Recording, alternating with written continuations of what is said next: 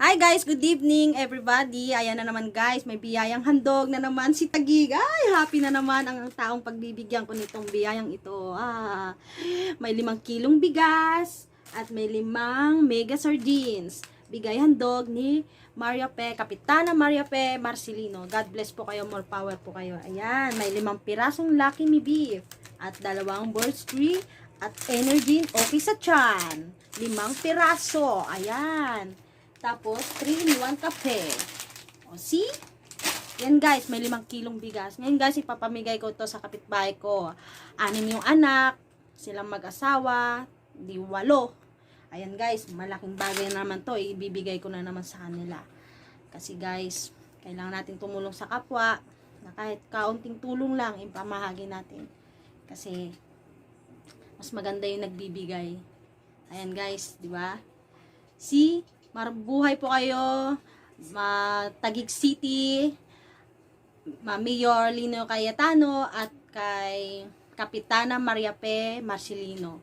God bless po. 3 bisis ko na po yan na nakatanggap po ako. Talagang binibigay ko rin po sa aking mga kapitbahay na higit na nangangailangan. So guys, kahit hindi ka butante, talaga naman pinapaabot nila yung malasakit nila sa'yo.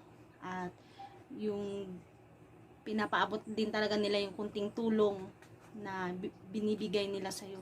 Kasi hindi tulad ng iba na nabigyan po kami dito, 1 beses lang. Sa 1 buong manok, hinati pa namin. Ay yung iba, 1 buong manok, bawat bahay. Dito po sa aming street, pili-pili pa po. May maririnig ka pang masasakit na salita. Para pong, lalo na po yung mga staff, maririnig ka ng masasakit na salita, parang pera nila yung pinanggastos po nila guys.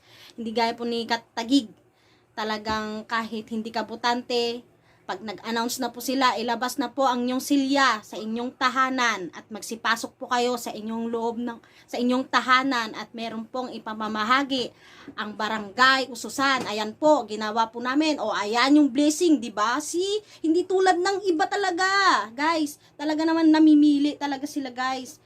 Pero unfair naman. Akala mo kung pera nila. Nakaw din yun, guys. Alam nyo ba yun? O, ayan, guys, oh. See?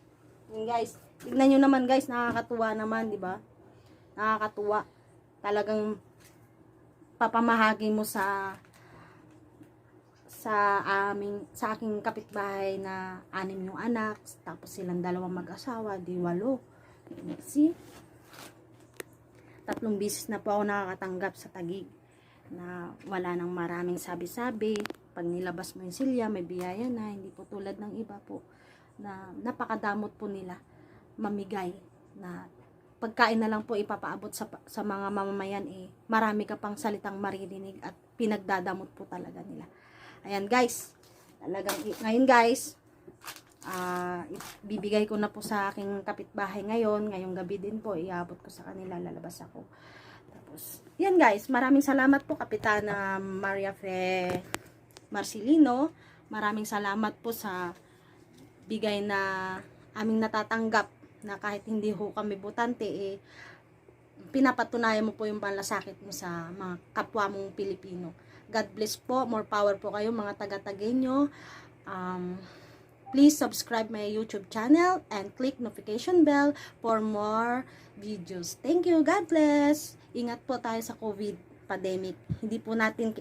Wala pong ulo ang ating kalaban. Kaya po ingat-ingat po tayo. More God bless po kayo, ingat po. And thank you.